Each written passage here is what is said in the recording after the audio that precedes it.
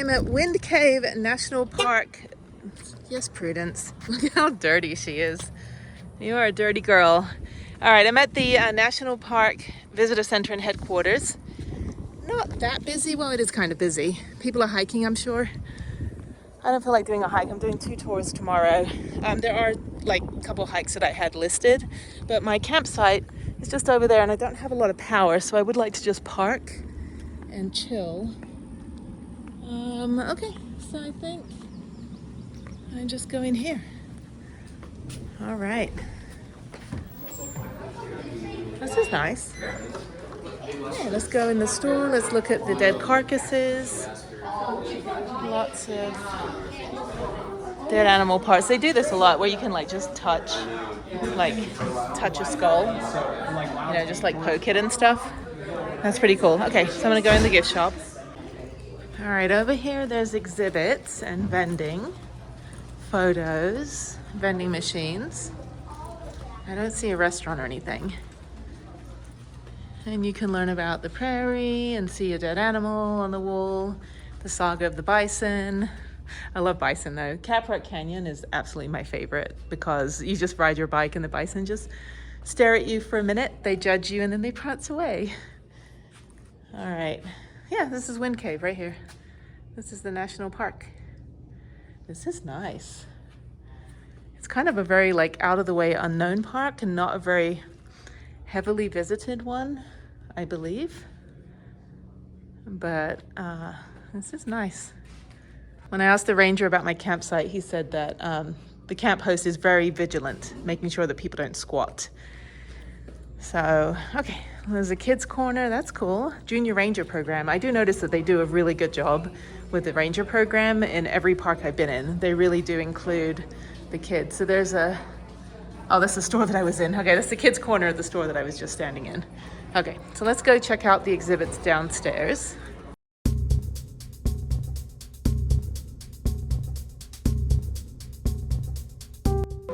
Okay, so this is the tour that I'm doing tomorrow, the Garden of Eden, and then I'm doing the natural entrance tour. So I think the first one's Garden of Eden. That's cool. So I guess I come down here and I just wait out here. So at 9 a.m. I have one tour, and then I have another tour at 11:20. And the ranger said that both of those will be fine. I'll have plenty of time in between.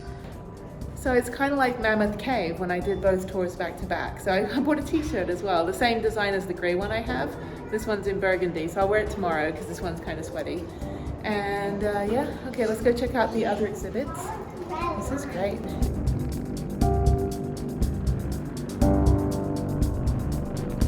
All right, I'm gonna go to the campsite. They didn't have an accessibility guide, but they do have an accessible tour that's like an hour long or something, hour and a half long.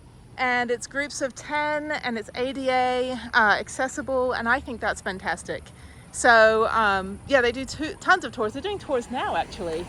And I'm just like, I asked the ranger, I was like, should I go to my campsite or do a tour? And she's like, go to your campsite. If you have 2 tours tomorrow, that'll be enough. So, because it would have just been the 3rd tour that I would have done. But I'm tired and I hiked today and I rode yesterday. So, okay, so I'm gonna back out and go over to my campsite and relax. It's still quite hot, but I need to just get some sun and just chill and relax and make some actual dinner with my little cooking stuff. The camp host was very nice. So there's a nature trail up here. There's a new moon hike at 8:30 tonight. I don't know if I'll still be up by then. There is a like a fire, like an amphitheater fire thing at night as well. And this is great. These campsites are just like on the side of the road though. So number 33, so I'm down here. That'll be great if I can just park in the sun like this. I mean, it's not like, you know, when I was at Glacier where we were all just kind of like, wherever they could wedge a vehicle in is where they put us. This is 29. This is nice, actually. 32. And 33, okay. Well, that's fine. It's a little bit of a tight squeeze. I'm gonna turn around. And I'm next to an RV, so I'm gonna turn around and, okay. Oh, and they have overflow parking. All right, amphitheater parking. So I can, yeah, that one's not in the sun. So I'm in the sun. I'll show you exactly where my site is. And there's a nature trail. I'm gonna go drive up a little bit. Let me go take a look at the rest of this place. And yeah, I mean, it's just like literally an open field. Let me show you.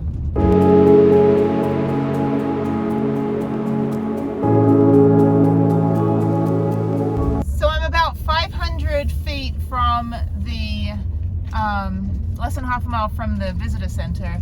So I might as well tomorrow just park in the visitor center. See, this is perfect. I just park on the side of the road like this one. Yeah, they're not very, like, not a lot going on in these campsites, but they're in the sun, and I'm actually kind of on the main road. But this is great. I'm level, I've got a big space so I can back up as far as I can. And I want to pull forward, like facing the other way, so that the back of my van is not on the back of their RV. And hopefully they don't have a generator.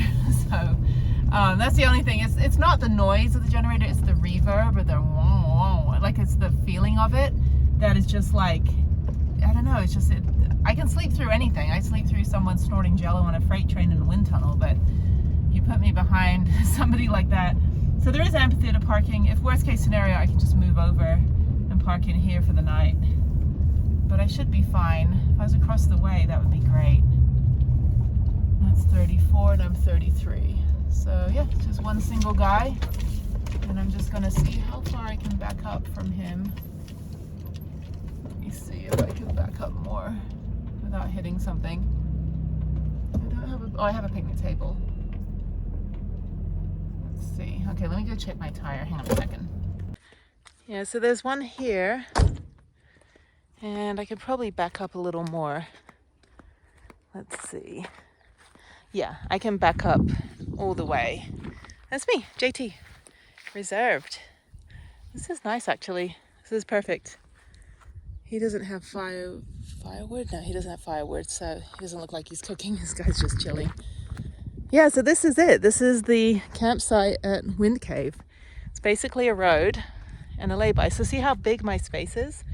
I'm going to back up all the way to my sign, just so I can give them privacy and I can just be quiet. And I don't have anybody next to me, and there's nobody here either.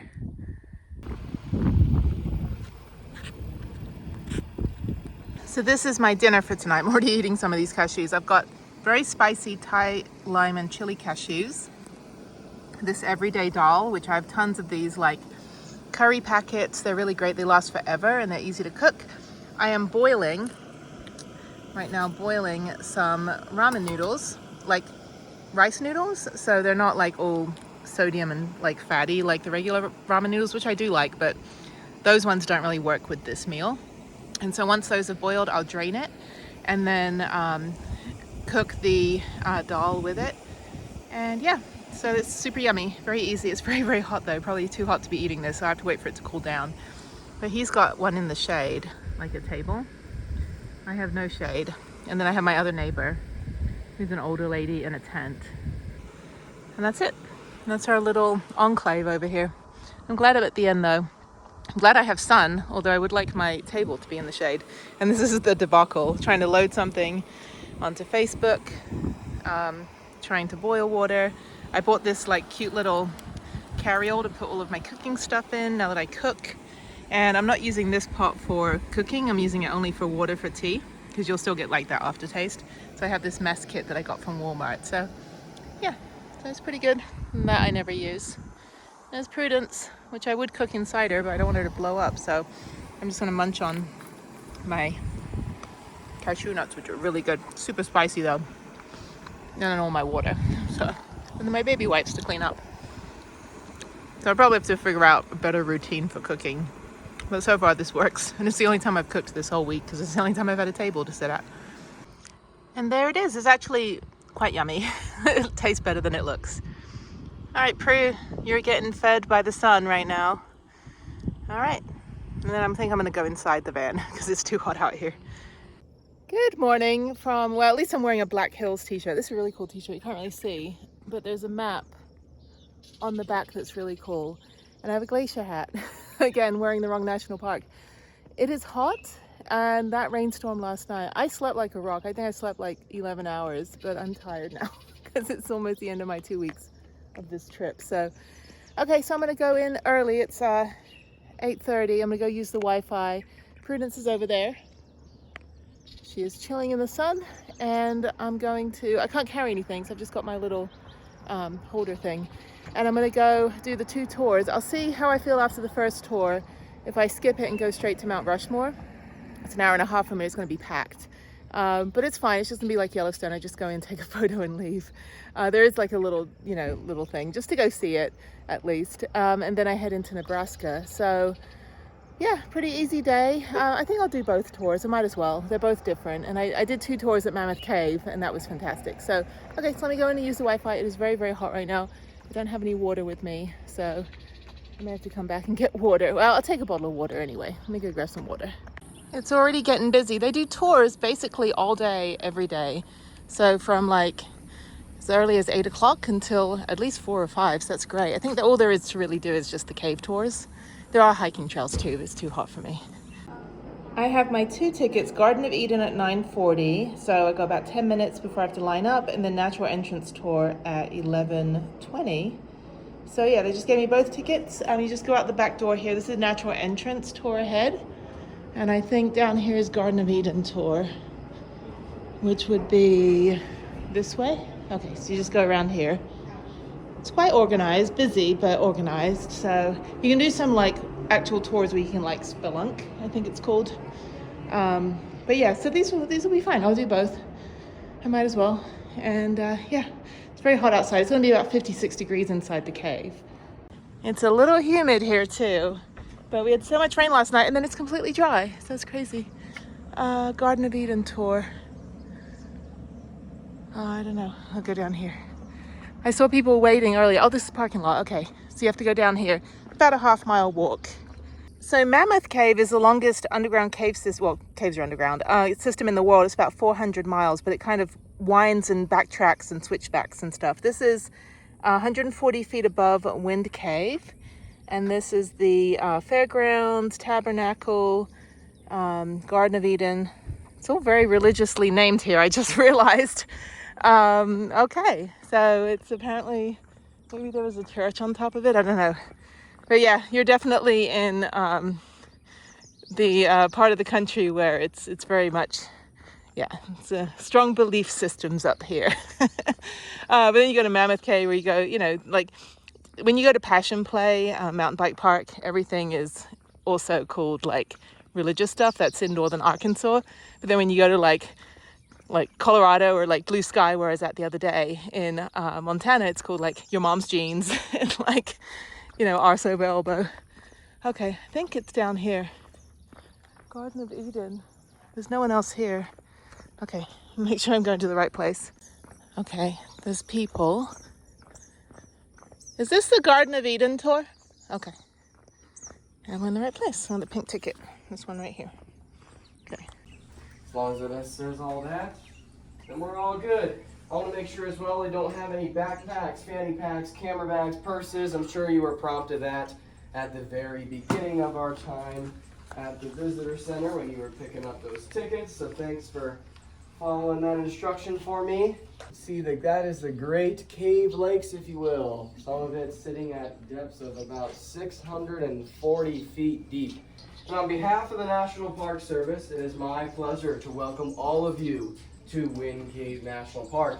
You see, folks, if you found yourself here quite a long time ago, all the way back in the 1890s, this place would have a slightly different title, Wonderful Wind Cave. So I'm really excited to share with you guys that story, along with the cave's rich cultural history, unique geology, and many other fun things that we'll get to see down in the cave today. So what you decide to do on this particular night, perhaps, is you decide to make a nice hot spaghetti dinner.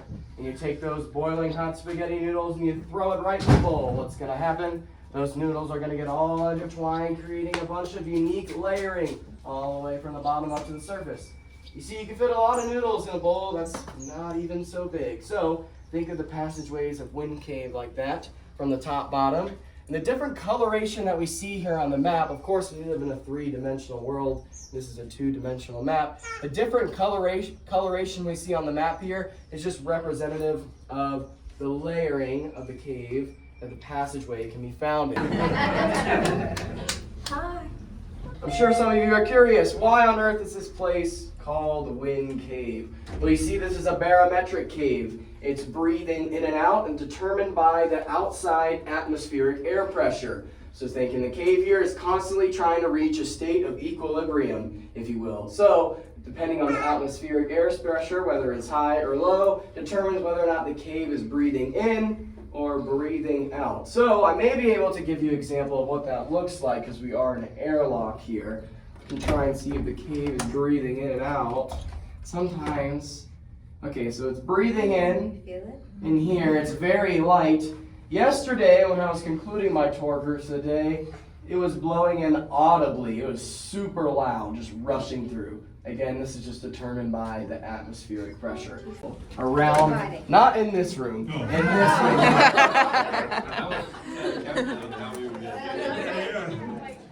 Somebody gets the elevator door. Make a big half circle around the perimeter, if you will. If I can show you guys this. I'll give you a little bit of the beginning of the story of cave geology here at Wind Cave. It starts all the way back, scientists say, 330 to 350 million years ago. We'd be in a state of Pangea, and there'd be great oceans above. We have evidence of that left behind in the cave. Fossilized brachiopods distributed all throughout the limestone layering. Now, you folks will be the first one to see it. Don't mind me right here. You actually can see it if you look at the tip of my finger here. Clustered amount of them. They look like little baby seashells. It's actually brachiopod fossils dating back 330 to 350 million years ago. Watch your head here if you're tall. Are there bats down here? Very good question. Very small bat populations. And the reason behind that, you take a trip over to the natural entrance of Wind Cave. It's about the size of a medium watermelon. Oh. You see, it's quite inconvenient for bats to make their way down here. We definitely would not see a bat this deep into the cave. In Mammoth Cave, they look like chicken nuggets. Yes. Like little, tiny little bats. Yeah, so there's several different bat species. We're going to make a left here, folks. Okay. Watch your head on the left. These can be quite deceived. It ends right there. Watch your head here. Feel free to walk anywhere you like as long as it's a concrete path. If it looks like a long, dark passageway, that's a pretty good evidence that you should probably not go down it. So, at the start, talking about those great oceans and the brachiopod fossils left behind. And we would not have the passageways here at Wind Cave or these big openings. And if you are curious, we are now at the main attraction, if you will. This is the Garden of Eden, this very spot we're in right now. Explorers would have discovered this and named this all the way back in the 1890s. That's right, folks, the 1890s. But continuing on with the story of geology here, I mentioned the beginning of it, starting 330 to 350 million years ago. I also mentioned that we don't have the passageways yet. But from those great oceans, and some chemistry, of course, depositing layer after layer after layer of limestone, at the deepest point being around 640 feet deep, where you can find the cave lakes connecting to an aquifer today. The limestone layering would stack and stack and stack. The locals refer to the limestone as the Madison limestone or the Pahasapa limestone. During the Black Hills uplift, great tectonic plates would slip under one another, if you will, creating the giant granite spires. If any of you folks traveled out from Custer area or the Custer State Park area, you guys might have seen those big giant granite spires. And of course, the Black Hills uplift would also create the rolling Black Hills that we see all throughout the prairie here. And again, I'll show you a way better example of it later. So if you don't have a good sight on it now, I promise I will not let us leave without seeing the famous boxwork cave feature known as frostwork. And if some of you, perhaps the junior rangers, have an advantage,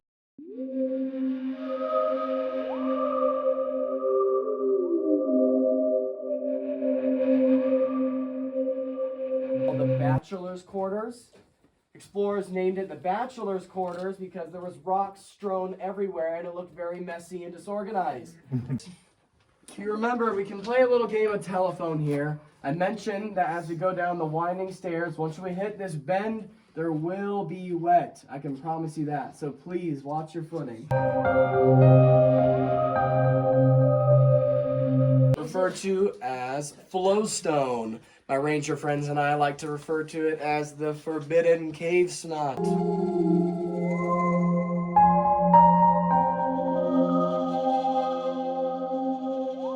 Actually have some evidence left behind from Alvin, not only from his extensively documented journal, but it's also documented that back in the 1890s, Alvin's very first tour groups, documented extensively, they would rip the boxwork off of the limestone, wrap it in newspaper, and take it out of here, perhaps as prize for braving the cave.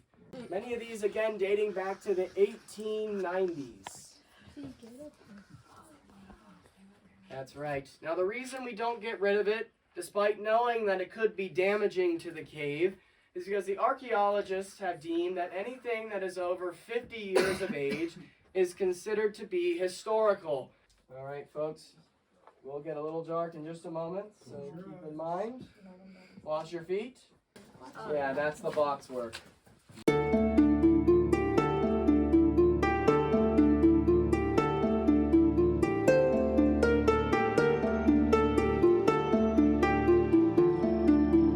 On into the airlock.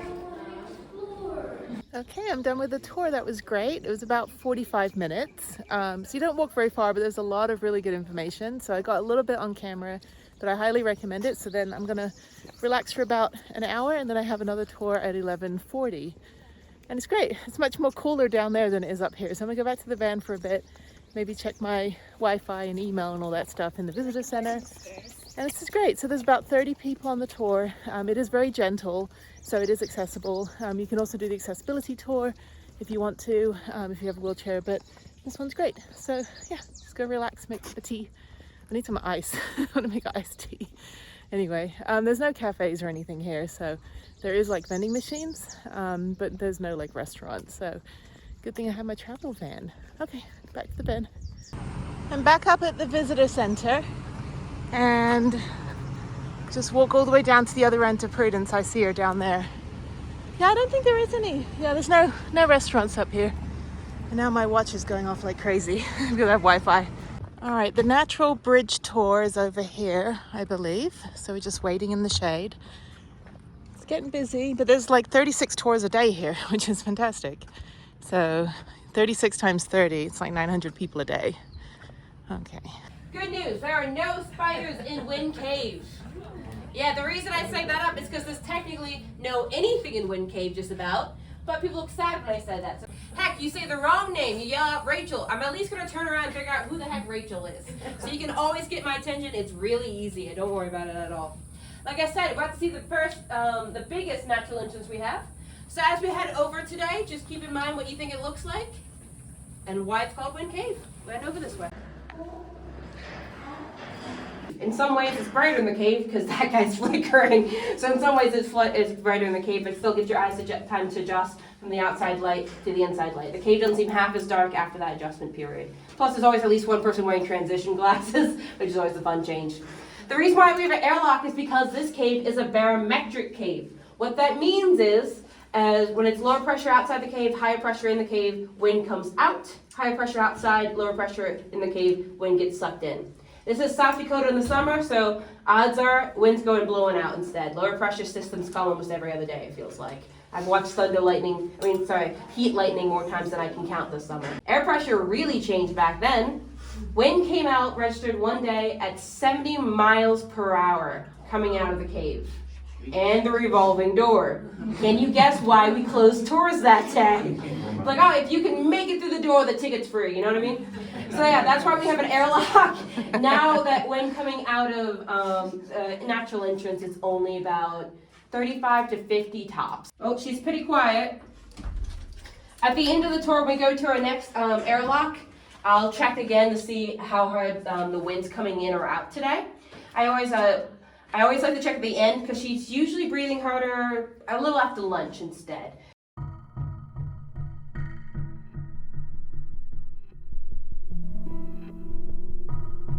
are 636 feet below. Okay. But it depends what you count as ground zero. But if we were to discover the entirety of the cave, in another 100 years, it probably wouldn't change much. Okay, I understand. Yeah. Like geological process are not so fast. Yes. Yes. So it's not technically a no, but it's almost a no. Okay, I understand. Well, it's not boxwork. It's not frost. That leaves one that we normally talk about. That's cave popcorn. Oh, okay. Yeah, I've seen this before in a Yeah. different cave. No, you're good.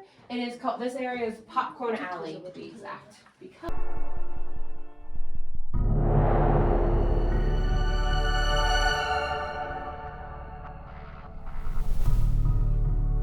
in 1881, the first room was 1884. 1881 is when the cave was discovered. 1884 was the first written record of a cave room.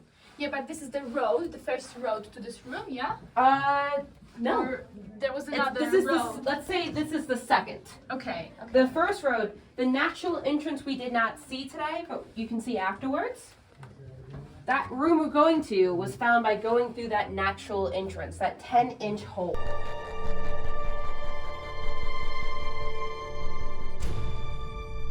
Ranger Katie, Yes. is it 54 here during the winter as well? Yes, sir. That's a very good question. The reason that's a good question is because we take for granted that things change. Things do not change in this cave, not really. So it's 54 degrees, about 100% humidity, all year round. So when the original explorers came through here, you might go, well, who would want to go to a cave by themselves? You obviously have not gone through a South Dakota winter.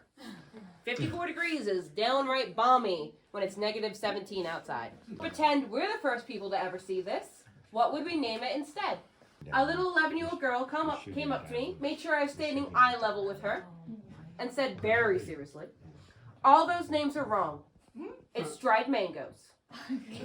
I'm not saying you have to agree with dear Miss Abby, but I've never had someone very confidently say something to me like that before. They called it the post office because these looked like post office boxes to them. Mind you, this was the 1880s, so post offices looked a bit different as each layer is made. While that's happening, gypsum, very soft, dissolvable minerals being left in between. What happens next as those small cracks form because of the calcite? We have the Black Hills uplift 60 million years ago. This place cracks like an egg. Small cracks get bigger, and all of a sudden you have massive cracks like the passageways you're walking through. One quick one, sorry. Of course, no, that's okay. I want to make sure I help you. I'm actually not a scientist. No, it's okay. Is the surface above the cave warmer or colder because of the barometric I understand now. Appreciate it. No. pressure? Okay. It's not a big difference. That's because there's the limestone around you is about 300 feet thick. Above us is a layer of chert. Chert's a not very well understood thing, but there's chert and then there's crust as well. Great. Both those things mean that one, water very slowly moves through here, and two, anything happening in this cave has very little effect on the surface. Perfect. So it's a great question. No one ever asked me stuff like that, so I appreciate it. Yeah, we like I said, there's not very many creatures down here. Bats are one of the few exceptions. Technically speaking, if you were going to see a bat, this is the area where you would see it. That's because we're close to that natural entrance. The only way for bats to get into the cave is to come through that tiny, about the size of my hat, natural entrance. If they make that journey down here, they then have to contend with white nose syndrome. We have that fungus in our cave. So that means if you do choose to hibernate along this pathway, that doesn't mean you get to get back out always. It's a bit sad, but that is the truth of what we're fighting right now with white nose syndrome. That being said, if you came in the winter to South Dakota, this entire route would be closed down. That's because we do occasionally get bats who hibernate along this trail route, so we don't want to have anybody walking through it. Even though we're not saying that you guys would touch them, just imagine trying to get a good night's sleep in your room, and somebody's walking through it going, ooh, look at you, the entire time. Might mess up your sleep schedule. So in that way, we just don't have us passing through the bat's bedroom during the winter time. We call this room the animal cracker room. You can see why. But like I said, be nice to your fellow tour guests. This is the only time I'll have you pass back information. Just make sure you look up when you enter the room.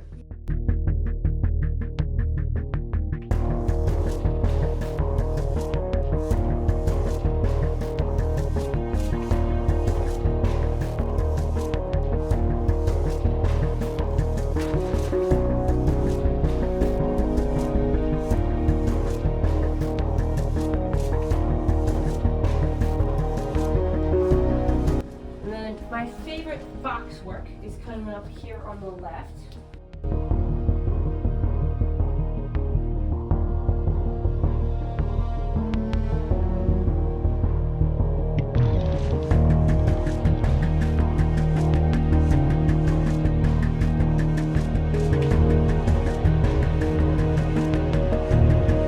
I'm going to tell you about this room, and then I'll have you go right down to the platform past the stairs. And then that's all you gotta do. So this is the cathedral room, second largest room in the cave. The first one is half a mile hall. There's no tour that goes there. Okay, now I'm walking down. This is great. There's a lot of good information, a lot of good questions. So let me hold on to the railing here so I don't slip. It's a little wet down here. But yeah, the stairs, a lot of stairs on this one. I think we take an elevator up. I don't know. I don't know how to get back.